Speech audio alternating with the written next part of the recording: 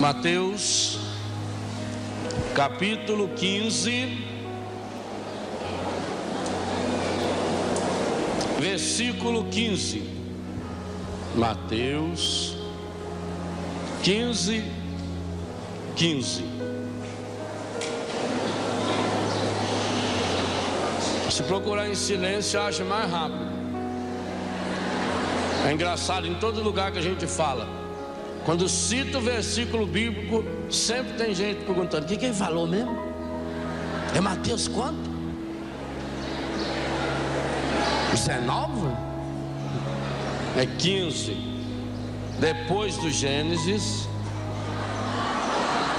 versículo 15. Pedro tomou a palavra e disse: explica-nos esta parábola. Jesus respondeu: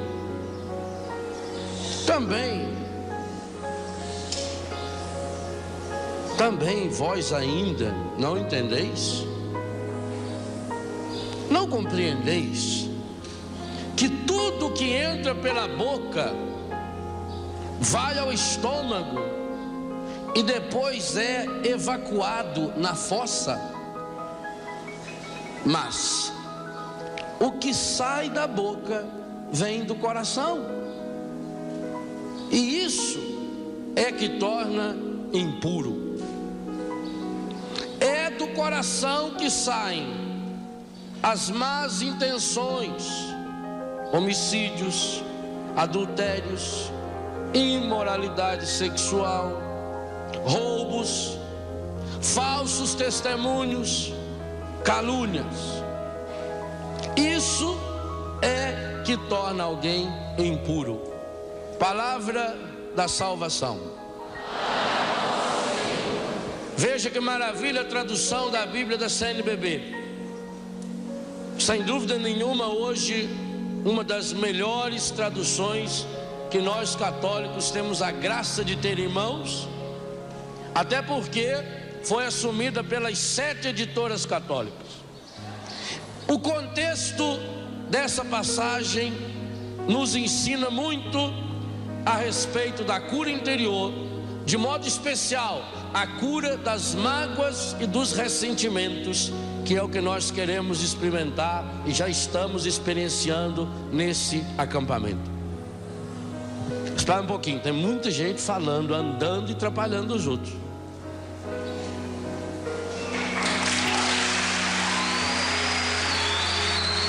Isso.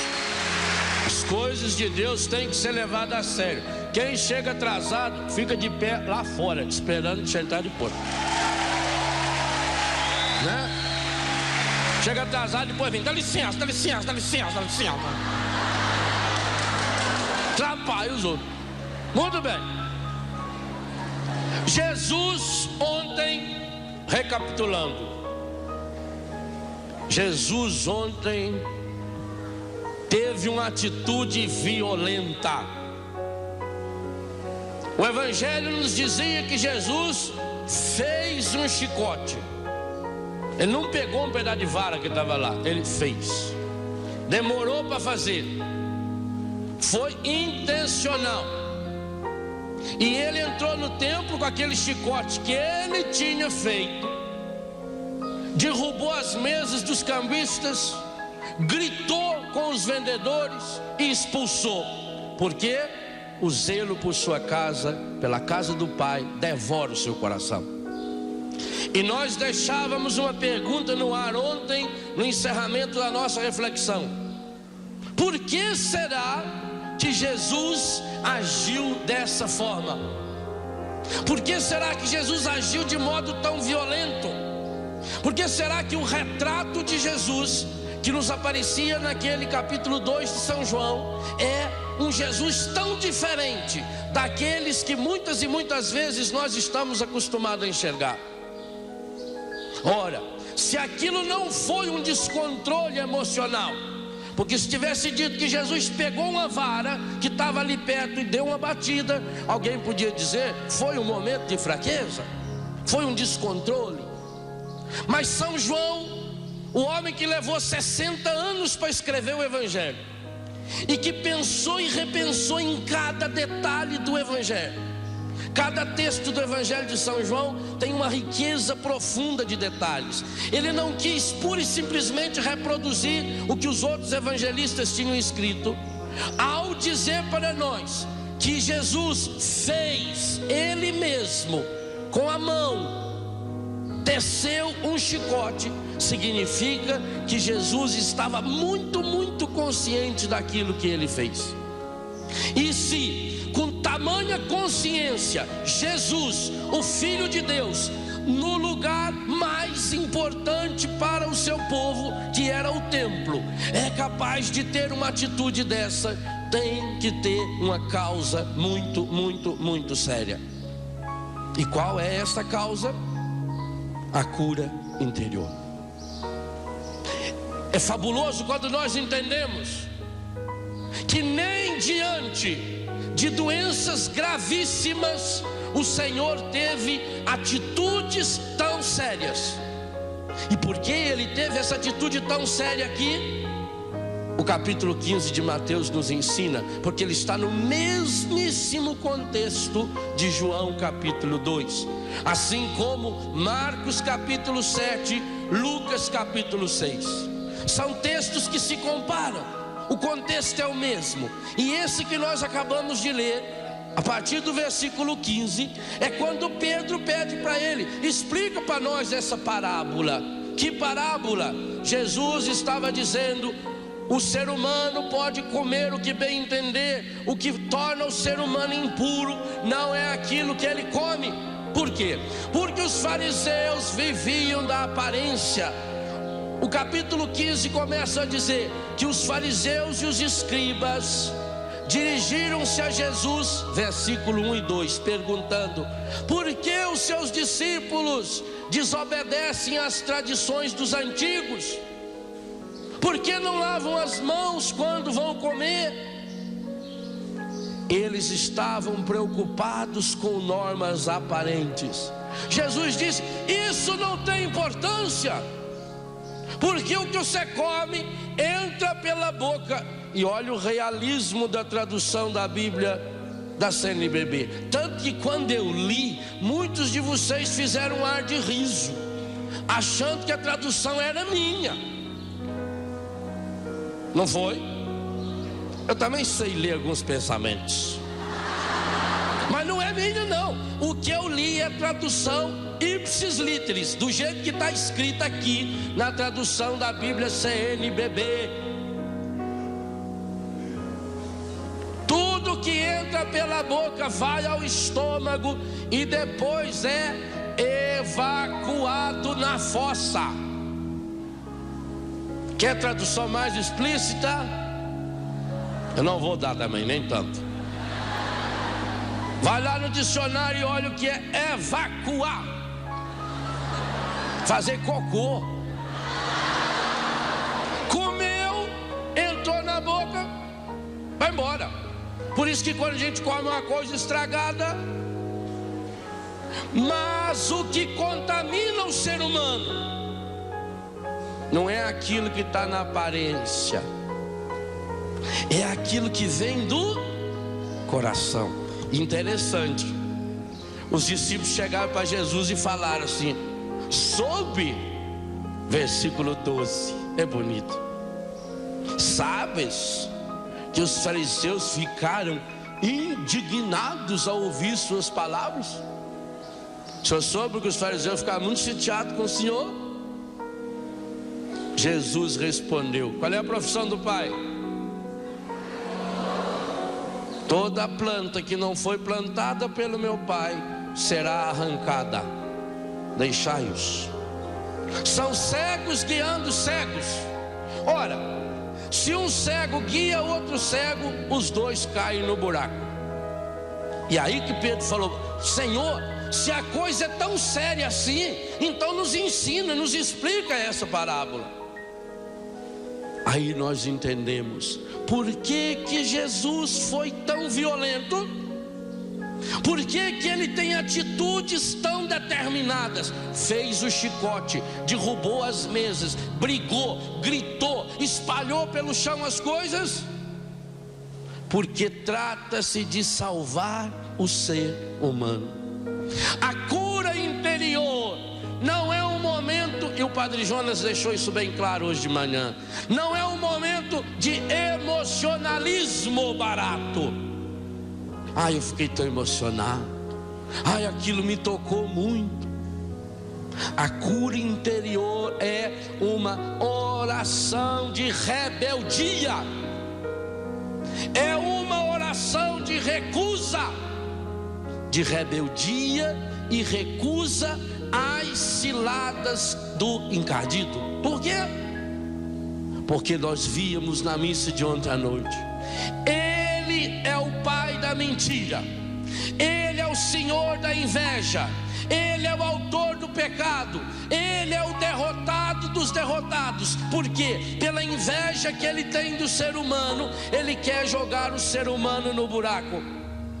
Então ele sabe que ele precisa contaminar o ser humano, mas que nós não nos contaminamos pelas coisas exteriores, nós nos contaminamos, diz Jesus, e essa é a gravidade, porque Jesus é tão violento, a partir de um coração ferido, um coração machucado, um coração que não ama, é fonte de desgraça, de sofrimento, de morte. A razão pela qual o mundo está vivendo tudo o que está vivendo, a razão porque você sofre, a razão pela qual eu sofro, é que nós temos corações feridos e machucados, e o Senhor quer curar o nosso coração. Gente, o ministério da cura interior em Jesus é tão fundamental, que é o único ministério que ele realiza antes de nascer, no nascimento, depois de nascer, na infância e adolescência, na juventude, na idade adulta, na morte e depois da morte. Jesus tinha tanta pressa de curar o coração da humanidade, que antes de nascer, ele já exerce o seu ministério. Quando Maria vai visitar Isabel, Jesus estava na barriga de Maria.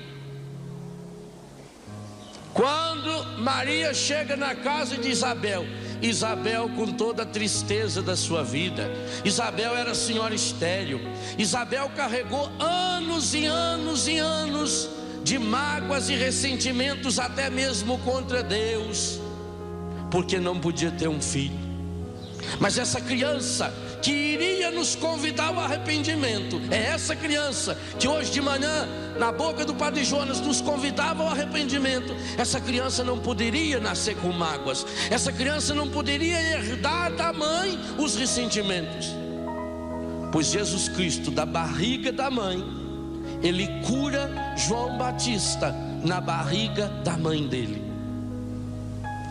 Isso que a psicologia moderna descobriu fazem 40, 50 anos, a Bíblia fala faz 2000 anos.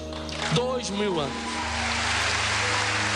E ainda não faz só um diagnóstico do problema, porque a psicologia pode nos ajudar muito a fazer um bom diagnóstico do problema. Por que você tem esse problema? Qual é a causa desse problema? Pode até ajudar você a compreender o problema, mas não pode passar disso. Jesus é o único que pode ir à raiz do problema, porque ele é a expiação de Deus, ele é o perdão de Deus, ele é o nosso Salvador. E isso aqui é muito importante. Quando o Vaticano fez uma séria advertência à teologia da libertação, ele o fez porque muitas e muitas vezes os chamados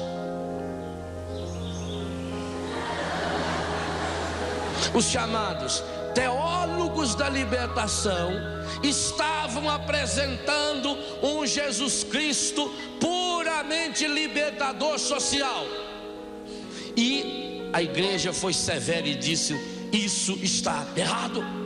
Jesus não é aquele que vem só para ajudar que a gente se organize socialmente. Pois hoje eu diria que está na hora da igreja mandar uma carta também a muitos e muitos católicos que pregam um Cristo intimista, como se fosse o meu terapeuta, o Cristo da nova era. A nova era, ela não vai contra Jesus no sentido histórico de falar mal dele, não.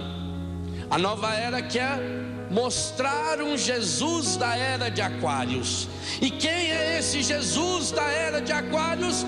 O Jesus da era de Aquários é um profeta poético, é um cara que ensina parábolas bonitas, é um precursor do Paulo Coelho ou coisa que se valha, é alguém que sabe falar palavras bonitas, é alguém que leva você a um momento emocional.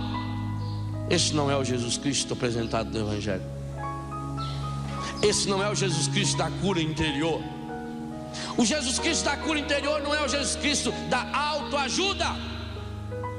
É o Jesus Cristo da rebelião. É o Jesus Cristo que arma um chicote para dizer para mim e para você: o primeiro passo para a gente expulsar do coração as raízes disso aí que está nos contaminando é a gente também fazer um chicote. Ou seja, você vai ter que fazer o seu.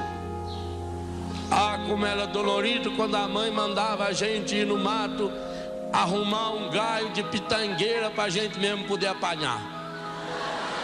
E aí se trouxesse um galho muito curto, apanhava com aquele e depois ia buscar outro. Escolha a surra. Faz igual o rapazinho que saiu da escola correndo. Mas o rapazinho corria. Aí o senhor vendo ele correr, falou: ô menino, que você está correndo tanto? Eu falei: que hoje saiu o boletim, eu vou mostrar para minha mãe. Eu falei: ah, que beleza, nota boa. Ele falou: nada, tudo vermelho. Seu filho, mas você está correndo para mostrar para sua mãe? A sua mãe não vai ficar brava? Falou: minha mãe vai me dar uma surra. Falou: menino, vem cá, eu vou levar você no nosso grupo de oração, vou fazer uma oração de cura para você, que você tem problema mental. Você sabe que a sua mãe vai bater em você, sim senhor, e você está indo para casa correndo. Falou: tô. Ô filho, você não é certo das ideias, filho. Aonde já se viu você querer chegar logo em casa para poder apanhar? Falou: não, eu só quero chegar antes do meu pai, porque senão é ele que vai dar a surra. A surra do pai é mais forte. Então é duro você ter que buscar o chicote. Mas Jesus diz que tem que fazer o chicote. E o que significa fazer esse chicote? Um chicote de cordas. Corda é um monte de coisinha que você tem que ir juntando, amarrando, trançando. Então eu tenho que fazer um exame da minha consciência.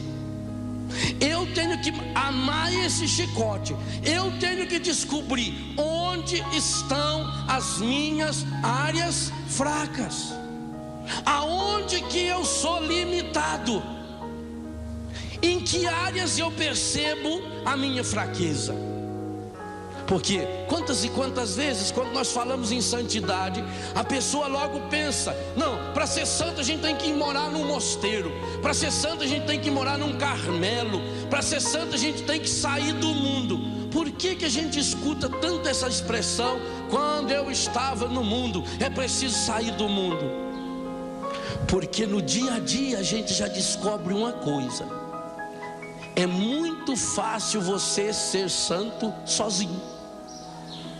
Agora, ser santo convivendo com determinadas pessoas, ser santo na minha casa, ser santo morando ao lado daquele vizinho, ser santo tendo a sogra que eu tenho. Ah, padre, o senhor fala bonito, Padre Jonas fala bonito. Eu queria ver se o senhor tivesse uma sogra igual a minha. E a sogra deve estar dizendo: eu queria ver. Ela vai no outro padre: queria ver, padre, se o senhor tivesse uma nora igual a mim. Então eu preciso fazer um diagnóstico.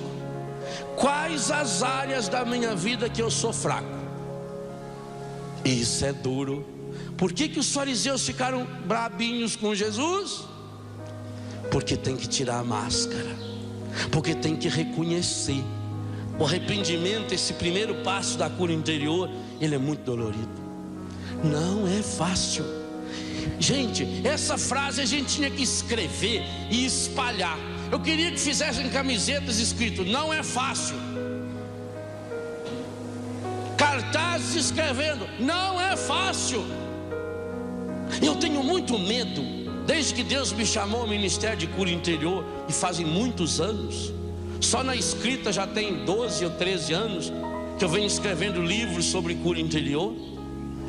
Eu tenho muito medo de as pessoas confundirem cura interior com autoajuda, com coisa mágica. Como uma moça que entrou numa livraria e lá viu seção de autoajuda. Aí ela viu um livro que ela pegou com as 4 mãos na hora. Tão impressionado ficou. O livro tinha o título: Resolva todos os seus problemas. Que maravilha. Ela pegou o livro, estava com ele já para levar para pagar, e perguntou para o vendedor: escuta, fala a verdade, você já leu esse livro? Ele falou: li. É bom? Eu falei: é bom. O vendedor vai falar que é ruim. É verdade que ele resolve todos os meus problemas? Ele disse: bem, eu vou ser honesto com você. Eu não diria que ele resolve todos os seus problemas, mas eu diria que ele resolve a metade dos seus problemas. Eu falei: então me dê 2, por favor. Eu tenho medo que as pessoas comecem a comprar 2 livros meus por vez, porque já que um resolve só a metade dos problemas, eu vou levar 2. Não. Eu tenho muito medo das pessoas confundirem cura interior com preguiça espiritual. Eu tenho medo que as pessoas confundam cura interior com uma vida fácil. Ai, Senhor, eu estou tão bem. Ai, que paz eu estou sentindo. Está tudo bem com você? Tudo bem. E a sua mãe? Morreu. Ah, morreu, mas tudo bem. Sua avó? Morreu. Seu tio? Também morreu. Outro dia eu recebi uma família amiga. Eles tinham perdido um filho de 19 anos. E eles foram até lá em casa para pedir que eu fizesse uma oração por eles, porque eles estavam sofrendo muito.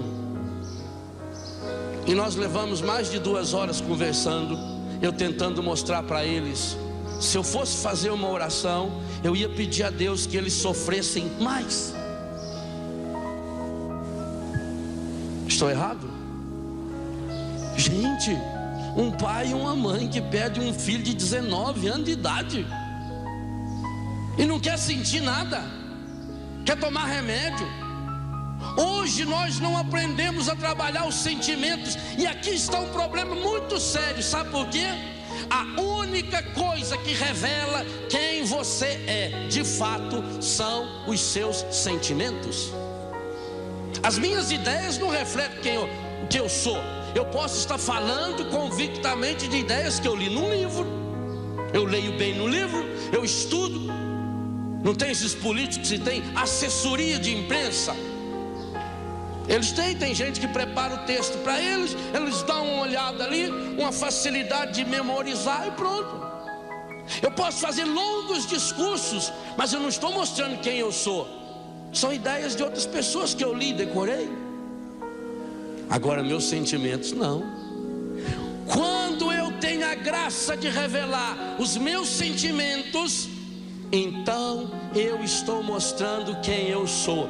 A pessoa que me conhece: ah, você conhece o fulano? Conheço, eu ouvi uma música dele. Ouvi a música dele, você não o conhece. Ele pode ter ido num estúdio e gravado cada palavrinha, depois puseram num aparelho lá chamado Pro Tools, aquilo acertou a voz dele, ficou beleza. Pode ser até alguém com voz parecida cantando no lugar dele. Quantos artistas famosos a gente sabe que faz isso? Ah, eu conheço fulano, eu li um livro dele. Talvez o livro não seja dele, porque se você copiar o livro de alguém, você vai preso. Direitos autorais. Agora, se você copiar de vários autores, você ganha diploma de doutor, porque você fez uma ampla pesquisa, fez um trabalho de pesquisa. Então você copia de uma porção de autor. Olha que livro, olha uma tese, 600 páginas, olha que coisa. Um homem muito sábio. Mas eu não conheço a pessoa. Sabe como é que eu conheço a pessoa? Quando eu tenho a graça de partilhar os seus sentimentos.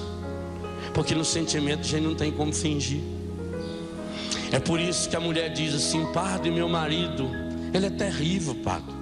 Lá no serviço, padre, só pra você ver, ele é alegre com todo mundo, ele está sempre rindo. Ah, padre, quando chega lá em casa, ele entra a porta dentro, já entra dando coice e tá com aquela cara emburrada. É o único lugar que ele pode tirar a máscara. Por que que o encardido faz, através da televisão normal, das novelas principalmente, por que que ela faz uma campanha dia e noite contra a família? Por quê? Porque na família é o único lugar que você pode ser você mesmo. Coisa mais gostosa do mundo é quando a gente vai na casa da gente. Eu, quando fiquei padre, eu pedi, porque meus pais são muito católicos, amam demais os padres, mineiro. Quando eu fiquei padre, eu pedi uma coisa para minha família: dentro da minha casa, eu não quero ser chamado de padre, nunca. Antes de eu ser padre para os outros, eu sou filho do Quinzinho e da Nazaré. Eu tenho que tomar a bênção do meu pai e da minha mãe. Lá eu posso andar sem clésima e até sem camisa. Lá eu sou filho. Lá na minha comunidade Betânia é a mesma coisa. A minha alegria é quando um filho me chama de Léo, de Leozão, ou de pai, ou seja, do que for. Porque eu preciso e você precisa de um lugar aonde você possa tirar as suas máscaras, inclusive as máscaras boas, aonde você pode ser você. E esse lugar privilegiado é a família, é a comunidade. Por isso que o encardido luta contra a família. Aí cria famílias, onde cada um está no seu cômodo, para que não deixe vir à tona o seu sentimento. Você já notou como existe remédio para mudar o seu sentimento? Aquilo que o padre falava daquele remédio que você passa na hora e resolve o problema. Se fosse só aquele dessas contusões, não seria problema. O problema é que hoje há mais de 100 mil remédios criados no mundo para modificar aquilo que você está sentindo. Você quer alegria? Tome Prozac. Pode acontecer o que aconteceu, você está alegre. Tomou 15 comprimidos. Eu não estou falando aqui de pessoas doentes que precisam tomar Prozac, Anafranil, Lexotan ou outros. Não. Aliás, se a pessoa tiver um pouquinho de inteligência, entende o que eu estou falando. Como também o padre Jonas não estava falando que é errado colocar remédio no machucado. Não estamos falando disso. Se você tem essa doença, é comprovado que você tem essa doença, vá se tratar. Mas não como estão se fazendo, como está se fazendo hoje. Hoje morre uma pessoa para dar notícia. Não, primeiro dá um comprimido para a pessoa. Ela não vai suportar. Uai, mas não era a gente que a criou? O que não acaba? O dia que nasce já sabe que vai morrer. Ah, não, fica muito traumatizada. Sabe quando a gente sabe que uma pessoa ama para valer? É em velório. Em velório é o lugar melhor que tem de você saber se a pessoa ama. Porque se você vê a pessoa descabelada, ah, minha minha senhora, por que aconteceu isso? Por que levou eu? Pode saber, peso de consciência.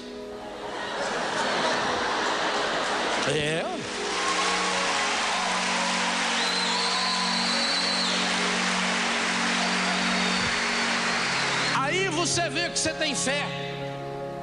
A pessoa do coração curado, ela sofre, mas é diferente. Vou dar um testemunho que muito me tocou. Ela deve estar me assistindo. Quando meu irmão mais velho morreu, uma morte absurda e estúpida, morreu de besta, porque bebia muito, não quis parar de beber. A hora que quis parar de beber foi tarde. Está no céu agora, porque lá não tem cachaça, lá não tem água ardente, lá tem água viva. Então tá sossegado. Dodô morreu, foi uma morte estúpida, 44 para 45 anos de idade. Como diz papai, mãe nenhuma cria filho para morrer. A morte dói. Então, alguns dos nossos pensavam: como é que será que a mamãe vai reagir? Mamãe muito amorosa conosco. Fomos criados numa família muito amorosa, graças a Deus.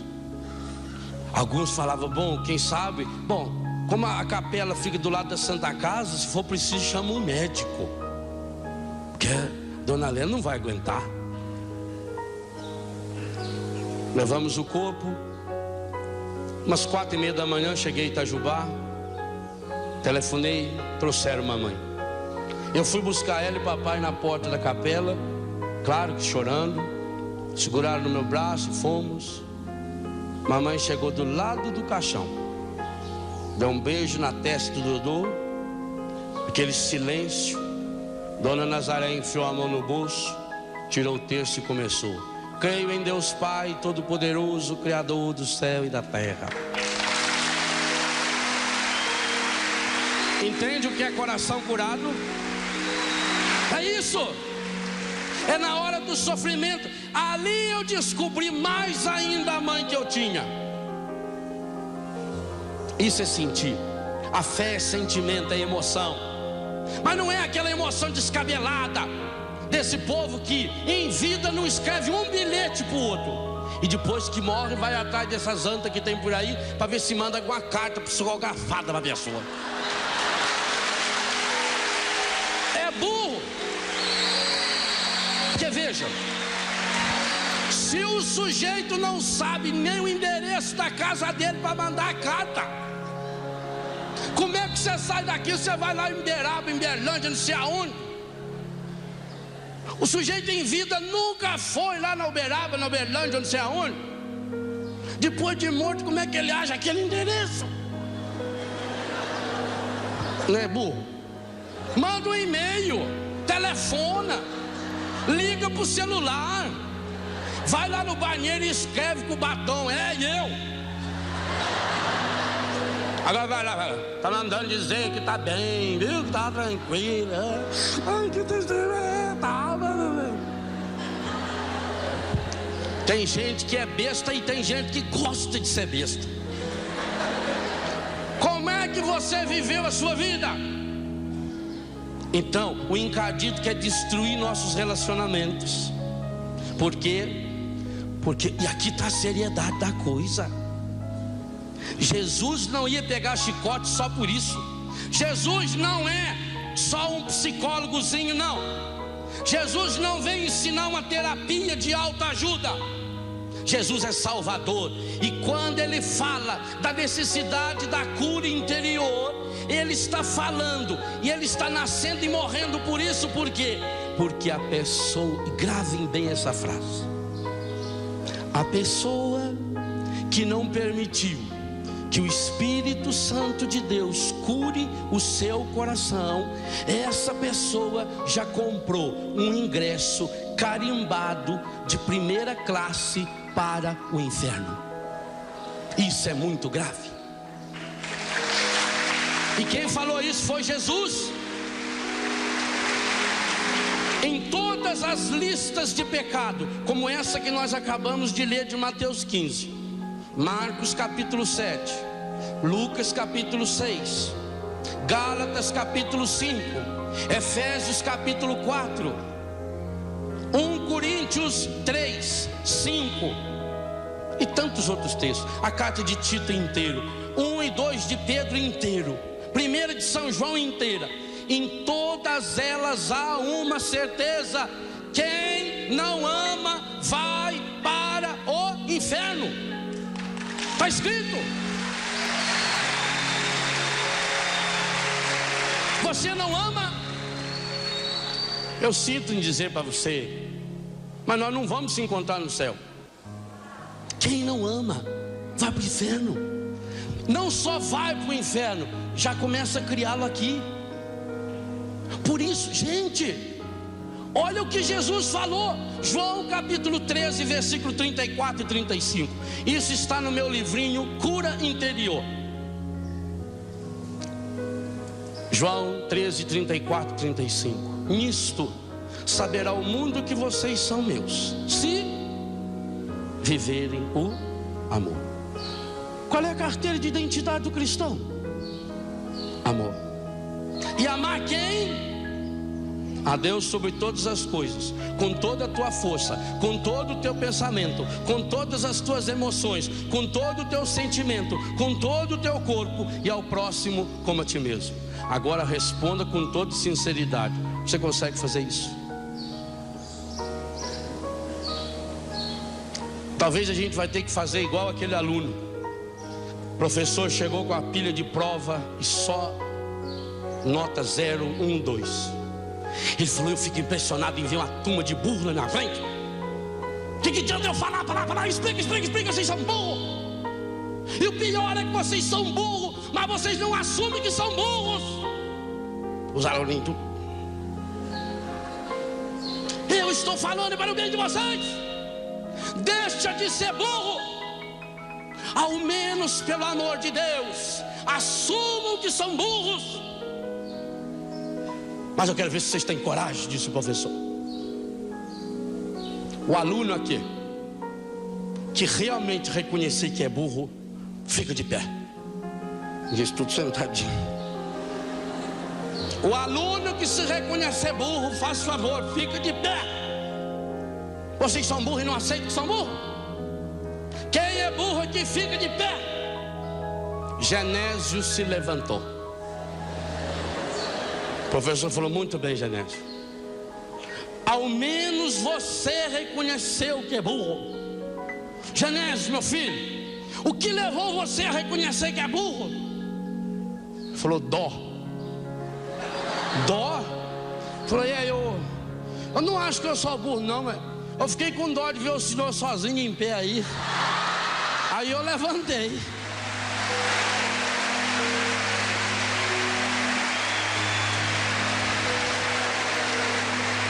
Difícil reconhecer, porque enquanto eu estou falando para o outro se levantar, eu não percebo que eu estou de pé. Quando eu falo fulano é burro, aqui, nunca aponta para a pessoa com o dedo. Quando você faz assim, ó, tem um para a pessoa, um para Deus e 3 para você. Quando for apontar, faz assim, ó. Porque o problema está no outro. Então, honesto e sinceramente falando, você vive esse amor que Jesus fala? Eu não vivo. Eu luto muito. Gente, eu confesso a vocês, tem dia que é difícil para mim amar a mim mesmo. Tem dia que eu estou atrapalhado. Eu levanto, eu lavo a minha cara e eu tenho vontade de xingar eu. Eu entendo vocês que são casados, porque viver com a pessoa do outro, imagine se eu tenho dificuldade de viver comigo. Tenho. E diga a vocês, se eu não tivesse calo no meu joelho, eu não aguentaria viver comigo, porque eu sou uma merda. Se não é Deus, na sua misericórdia, um dia ter olhado para mim, o mundo ia me conhecer sim, mas por outras coisas. Eu sei disso. Então é muito difícil você reconhecer isso. Livro Corações Curados está escrito isso. A única coisa que impede você, que me impede de chegar a Deus, não são os nossos pecados. Por causa dos nossos pecados, Jesus morreu. A única coisa que nos impede de chegarmos a Deus é a máscara que nós colocamos, a casca que nós colocamos. Jesus disse: nisto o mundo vai saber que vocês me pertencem. Você é católico? Você é cristão? Sou católico. Vocês sabiam que 97% de todo fumante é católico? Tem um padre do Brasil que faz tese de comunicação, doutorado de comunicação na Alemanha, e o tema dele é cinema. Então, mas não cinema cristão. Ele foi ver e estudar nos filmes de todos os gêneros possíveis como é que o cinema fala de Deus. E ele foi obrigado, pelo estudo dele, a assistir uma série de filmes pornográficos. E ele assistiu. E uma das coisas que mais deixou esse homem triste foi que em praticamente todo filme pornográfico aparece numa parede um crucifixo. Mas isso é um absurdo? Não. Isso é um retrato do nosso cristianismo fajuto. Isso é um retrato do nosso cristianismo que não nos compromete. O mundo tem muitos heróis. Ah, fulano recebeu o prêmio porque ele dominou não sei quem. Fulano é um grande herói porque ele dominou. O maior herói que existe no mundo, e é o único que entra no céu, é aquele que pela força do Espírito Santo aprende a dominar-se a si mesmo. É muito fácil eu dominar nos outros, é muito fácil eu mandar os outros. Eu quero encontrar alguém que manda em si mesmo. E o único jeito de mandar a si mesmo, tem um exemplo para nós, é Maria de Nazaré. Ela conseguiu mandar em si mesmo quando ela disse: eis aqui a serva do Senhor.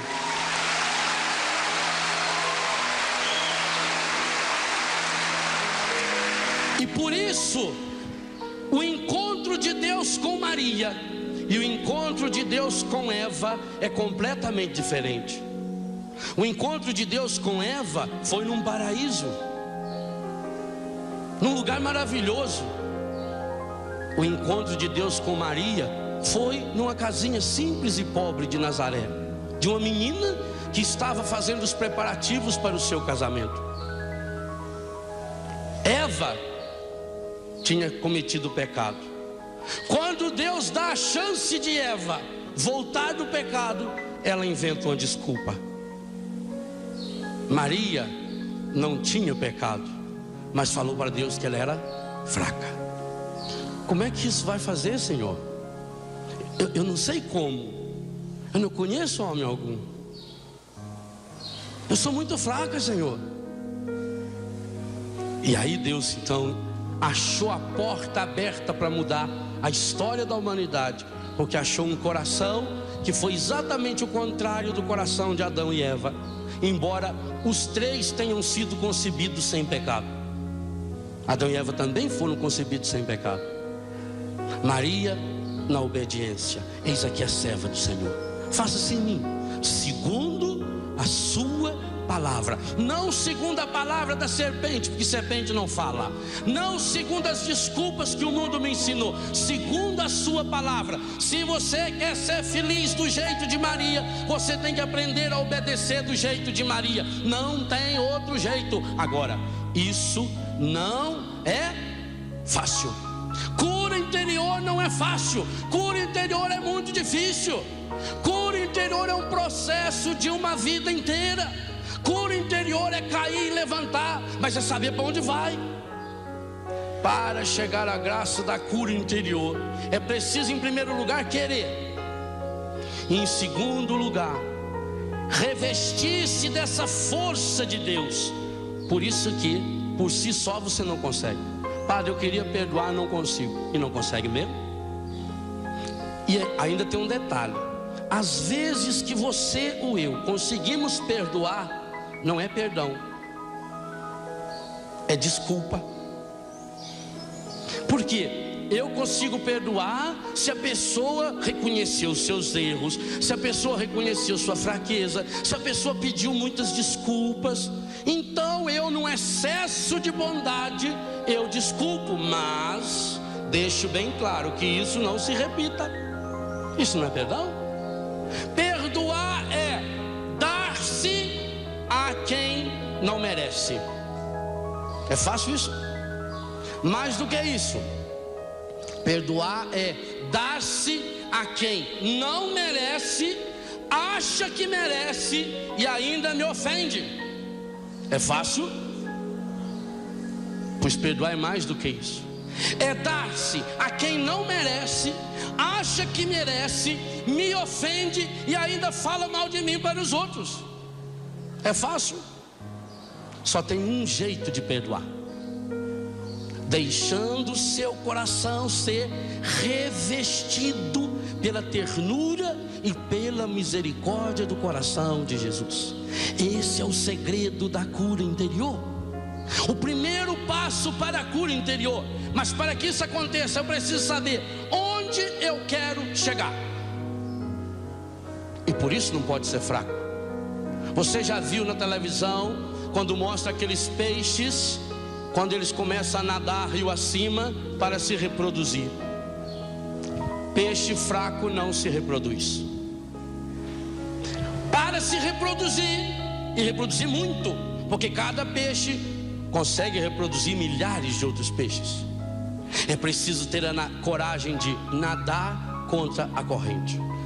Você devia assistir, se um dia ficar sabendo que vai passar, de vez em quando passa na televisão, um especial feito sobre a reprodução dos salmões.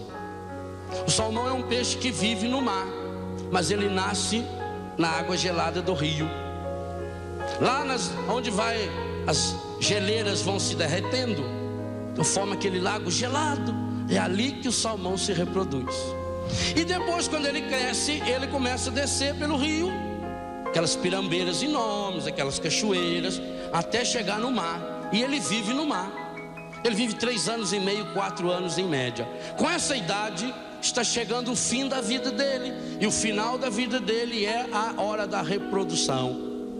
E aí ele tem que sair do mar, achar o mesmo riacho, o mesmo, e começar o processo de nadar riacho acima, água gelada, correnteza, às vezes blocos de gelo inteiro que vem escorrendo. E ele vai, e ele vai, e ele sobe, e ele vence as resistências, e ele vence os pescadores, até chegar lá em cima. É um longo processo. A cura interior é esse processo. Se você não estiver disposto a iniciar esse processo, é bobagem, não vai conseguir. Agora, para iniciar esse processo, primeira coisa, onde eu quero chegar? Se você quer chegar no céu, se você quer herdar o reino, se você quer viver a felicidade, o primeiro passo, eu quero chegar lá. Segundo passo, absolutamente fundamental: você não pode dar ouvidos àqueles que estão à sua volta, principalmente músicas, novelas e filmes que pregam a felicidade fácil. Era o aniversário do rei, e o rei, quando fazia aniversário, fazia uma grande festa para ser homenageado. Gostava de ser aplaudido, gostava que o povo lhe trouxesse presente. Organizava uma festa linda. O principal dia da festa, então, o sábado, a festa era na praça principal da cidade, do palácio, reinado. Ficava em frente ao palácio, aquela praça imensa, aquela coisa linda. E naquele ano o rei fez uma brincadeira. O rei mandou colocar um poste de 50 metros de altura, e mandou passar nesse poste muita resina, óleo, para fazer tipo aqui nas festas juninas tem o pau de sebo.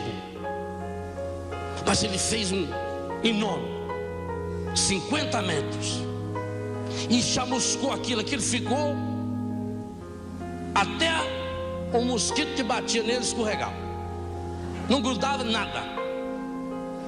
E lá em cima ele colocou uma caixa toda decorada com retrato de fruta, pedaço de carne, frango assado, churrasco, comida.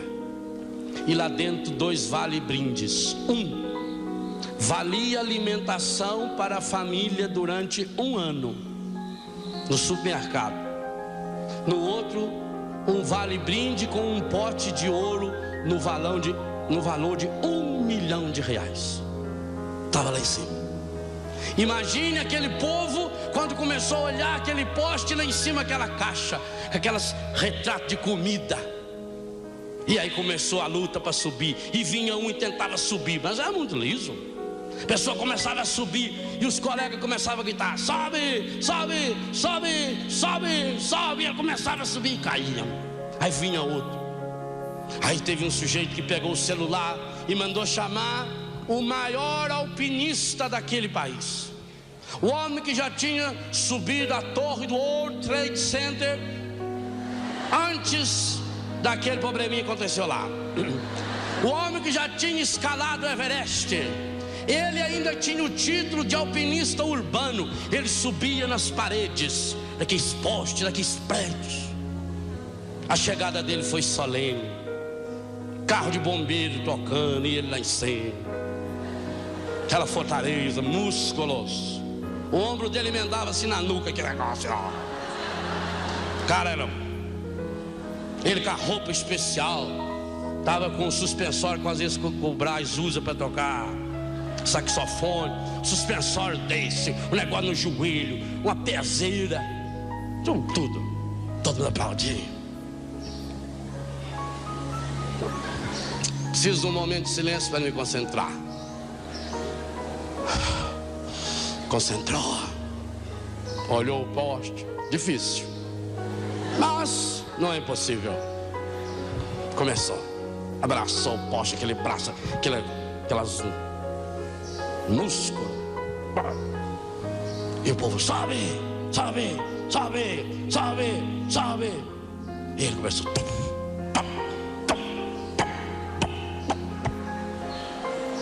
Uns 10 metros. Quando chegou nos 10 metros mais ou menos,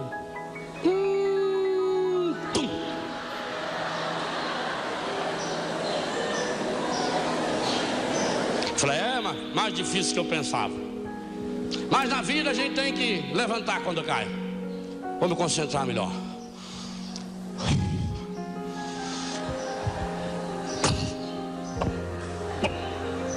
O povo subindo, subindo, subindo, e vai lá, e sobe, sobe, sobe, sobe. Ele chegou a uns 15 metros, que ele começou a deslizar na perna. Parece que esse carro que vai assim na estrada de terra, quanto mais gira, mais afunda. E caiu. Aí ele ficou humilhado. Todo mundo que cai é humilhado. O derrotado sempre quer alguém lá no fundo com ele. Aí ele subiu em cima de um caixotinho e falou: com toda a experiência que eu tenho, todos os meus títulos em jogo, eu digo a vocês, a aerodinâmica desse poste, já que o seu diâmetro na sua área, a hipotenusa não corresponde à altura do cateto ao quadrado. A força igual a M vezes 2, 37. Tirando o pi, digo a vocês, ninguém sobe. Não sobe. Isso é impossível. E digo mais a vocês, agora não como esportista, mas como cidadão que me senti ofendido. Porque se fosse só eu que caí, não, eu já caí muitas vezes. Mas o que eu vejo aqui é uma afronta de sua majestade a cada um dos senhores e das senhoras. Esse rei, ele está tirando um pelo da nossa cara. E ele mandou fazer esse poste, deve ter usado uma resina especial aí, porque ele é financiado pela empresa de Petrobras e não sei o que lá. E ele passou um betuminoso especial, ninguém sabe. E eu garanto a vocês, ele está lá do palácio de binóculo, olhando para cá e rachando o bico de dar risada de nós. Isso é verdade, esse rei é assim mesmo, é mesmo, né? Vocês acham que o rei ia dar de mão beijada $1 milhão? Não. Vocês acham que o rei ia dar de mão beijada comida? Todo mundo aqui ganha comida de graça do rei. Quem aqui ganha comida de graça do rei? Levanta a mão, ninguém ganha. E os poderosos são assim mesmo, eles querem levar para pensar. É verdade. Eu tenho uma saída. Abaixar o poste. Se esse poste não for abaixado, porque se você olhar aqui para baixo, estender a mão, a sombra, num ângulo de 47 graus, teria que dar mais ou menos 17 metros. Se não abaixar 17 metros, ninguém sobe. O pessoal falou, é verdade. O outro falou, se baixar 17 metros, até eu subo. Falei, exatamente, é mesmo. Vamos fazer uma passeata. Vamos fazer aqui uma manifestação. Todo mundo, nós vamos juntos agora gritar para o rei: abaixa o poste. Todo mundo junto: abaixa o poste, abaixa o poste, abaixa, abaixa, abaixa, abaixa, abaixa o poste, abaixa o poste.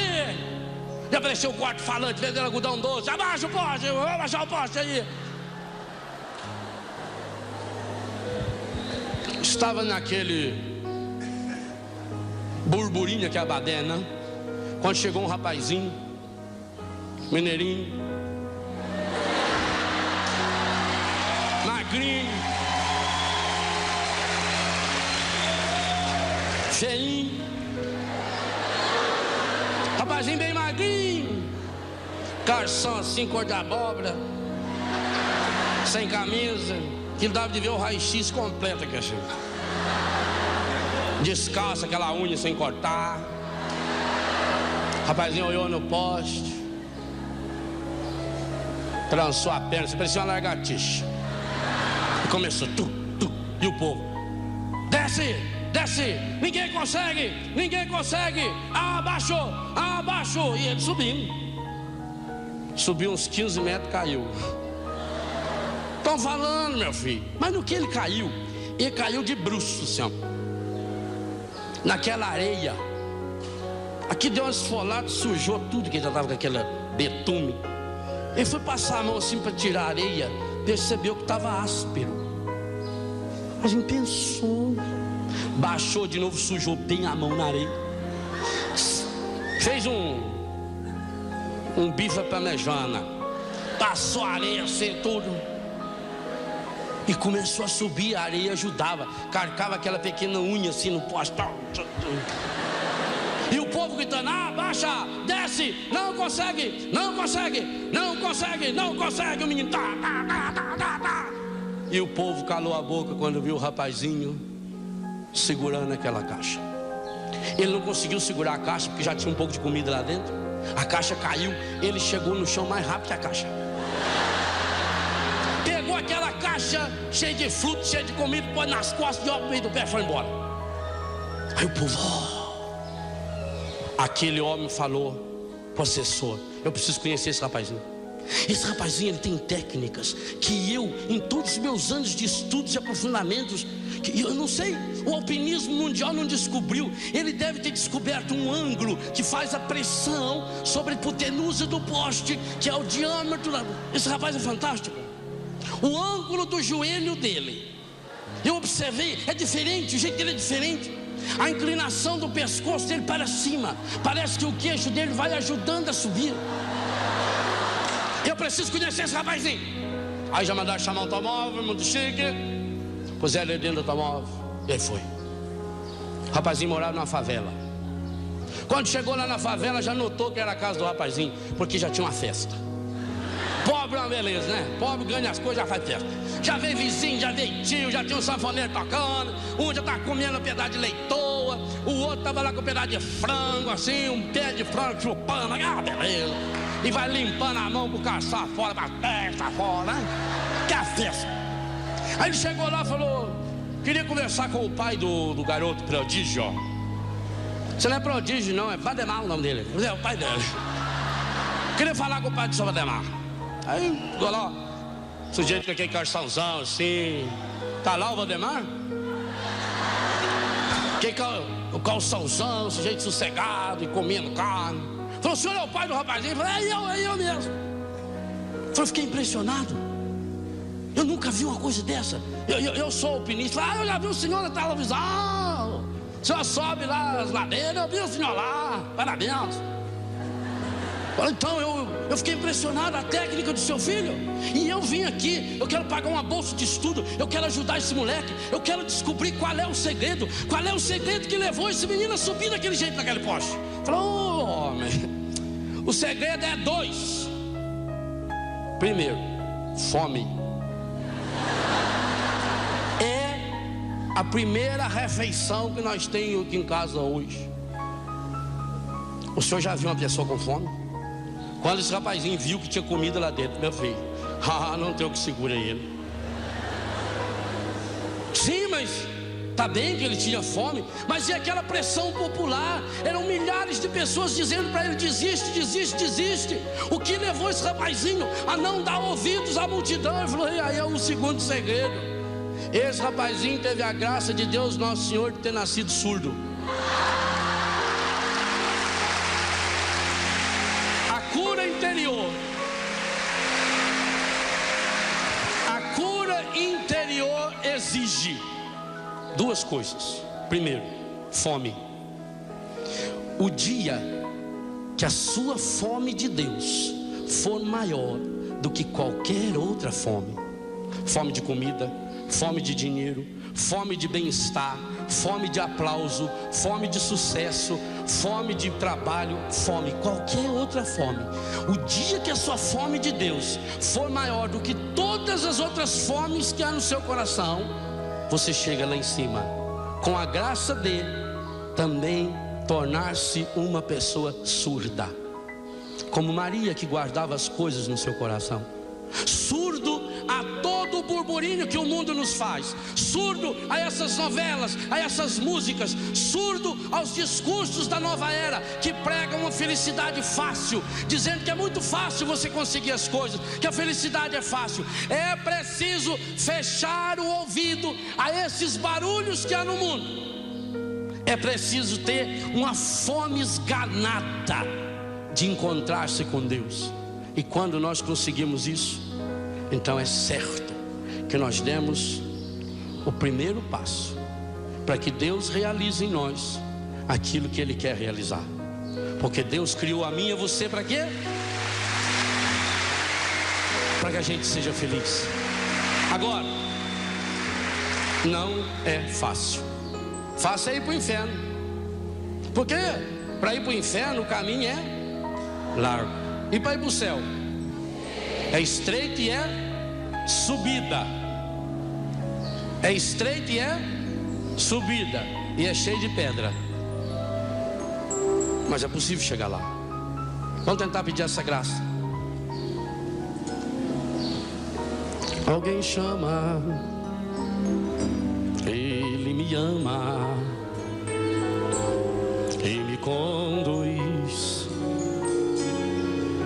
e me quer feliz. Ele fala, só escuto para o mudo. E o que Ele me diz para mim, para você que está em casa hoje também: vem me seguir e eu caminho junto com você ao fim. Depois da caminhada você é feliz. Se deixa todas as coisas só por mim. Por mim, vem me seguir, que o meu caminho é o da porta estreita, sim. Porém, ao acabar junto de mim,